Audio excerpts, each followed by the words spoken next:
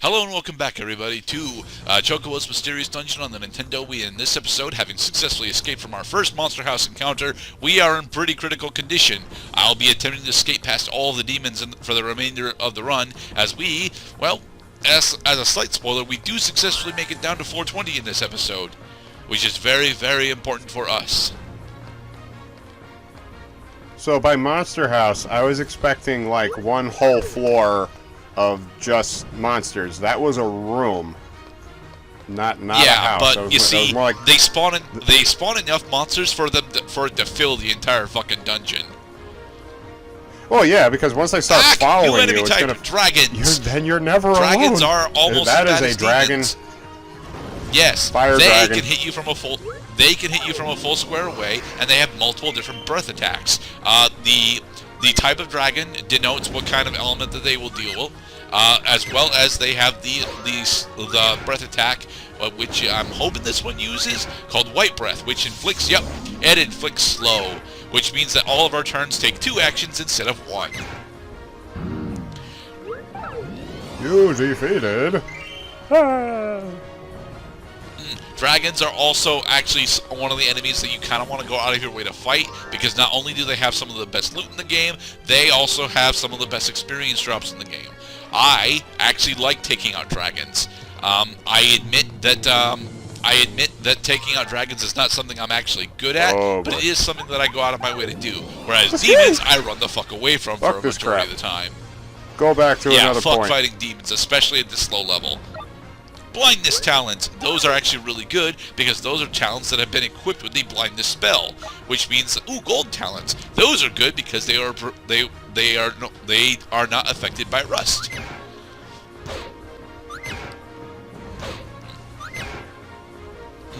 We have been hit with dragon breath and white breath. Wow. Damn it, there's another demon. Escape. And now we're on a total other end of the damn dungeon. We were right next to the stairs, too. It seems that we have run out of special. That means that, in many considerations, we're pretty boned. Dun, no, dun, we're fine. We made it. Woot!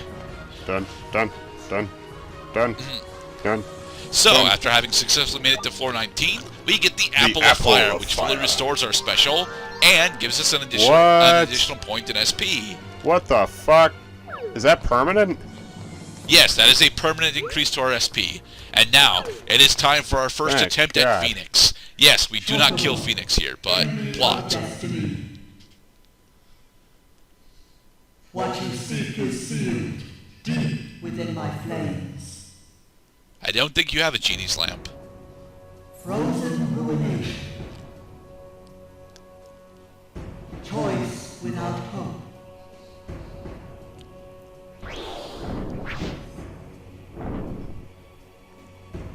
Those who try to set straight a crooked future are destined to burn in hellfire. That's not entirely true, but okay. Will these flames turn you to ash, or will they temper you like steel? Both!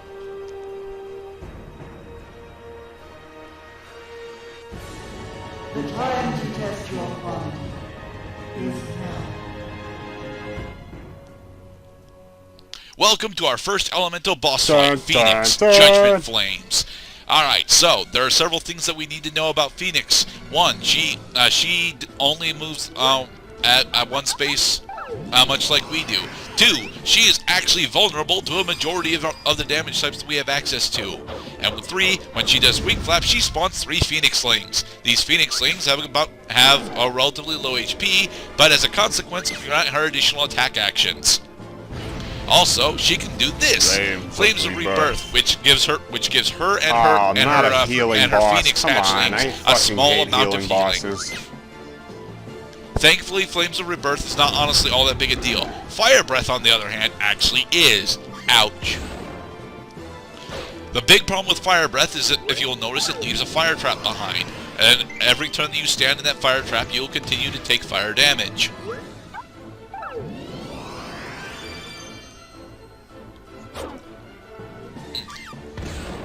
We actually get really close to taking out Phoenix here, but we don't quite do it. Ouch. I'm considering what to do, because if I move down a space, then she'll just follow me there, or use another fire breath, or even wing flap. But if I stay here, she's just gonna hit me with melee damage. And since I've got protect on, well, she will do less melee damage than normal.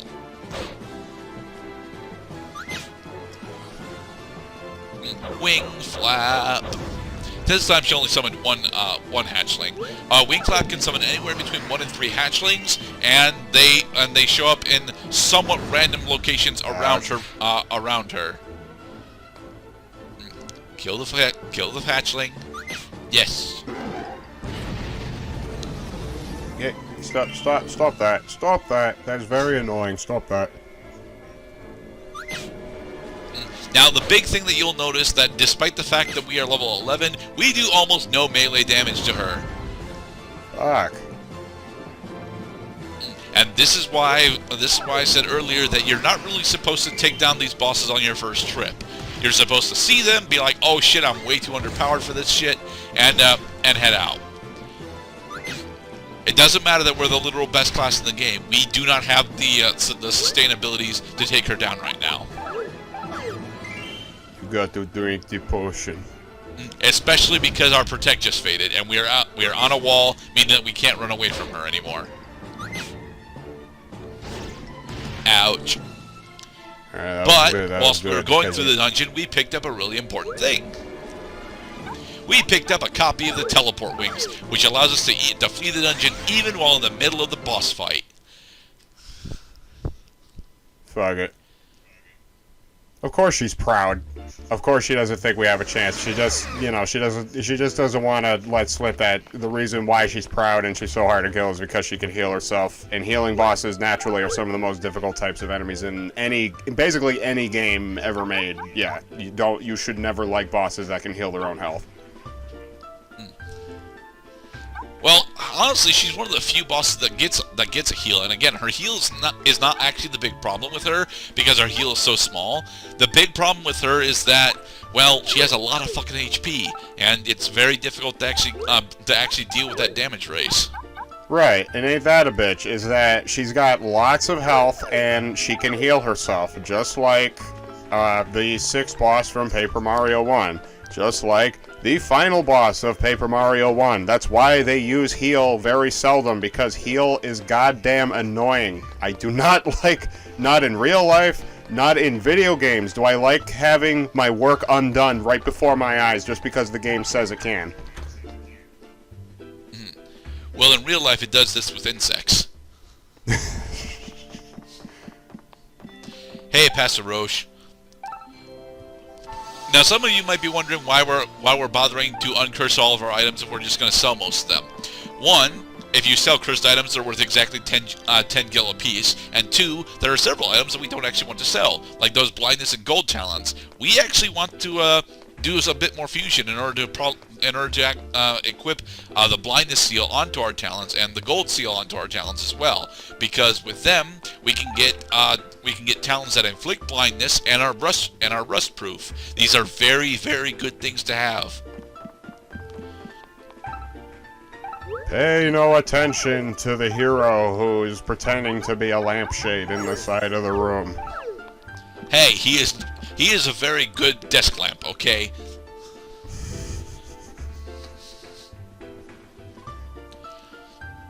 I tell you what, though, if he was just wearing a lampshade in order to disguise himself, then you just have to wonder, why is that lampshade breathing? Well, it would still be a Mog, and given how Moogles are rather commonplace in the Final Fantasy mythos, I'm pretty sure he would still be pointed out as a Mog by the generic NPCs. Yes, we want to fuse our blindness talents with these leather talents in order to make blindness talents +4. Now, you know what I just realized? You know why the Phoenix boss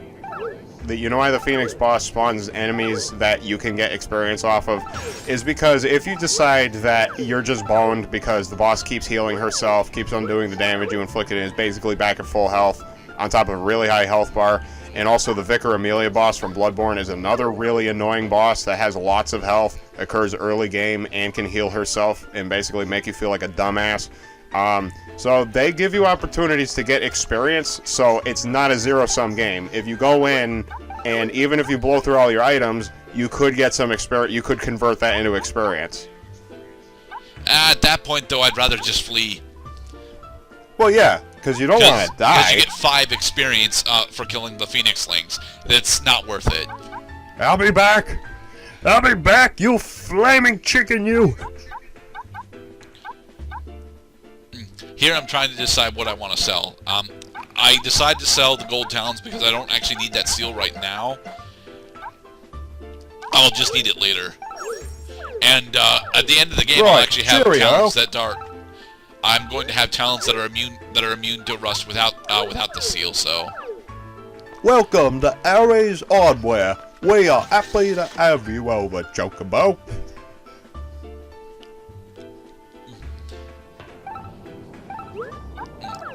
We want to fuse these bronze talents that have a maximum of 10 plus with these blindness talents, which will give us a slightly bigger attack and allow us to inflict blindness on our melee attack.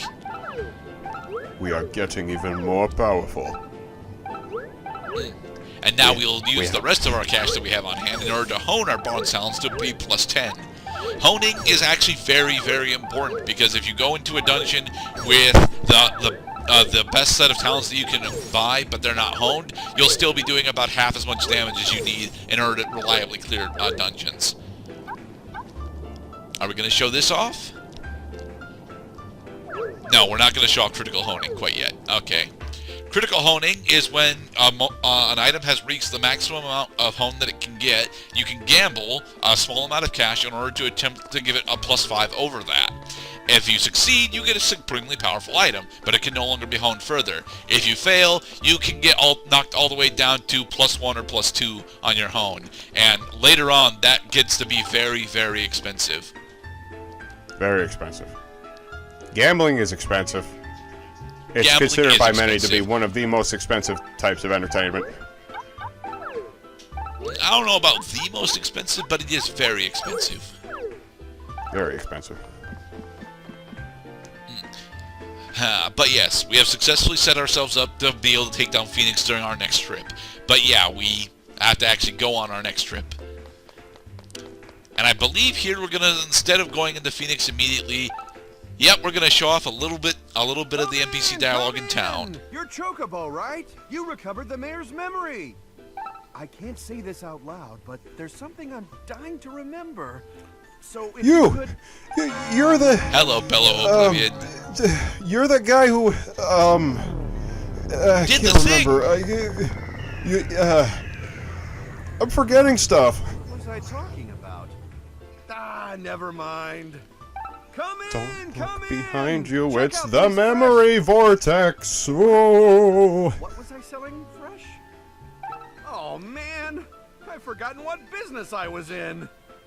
Whoa. You are a fishmonger. What am I gonna do? Yes, he is a fishmonger. And so in the next episode we are going to attempt to do Maris' special dungeon. And there is a reason why we're doing this. Be safe, everybody.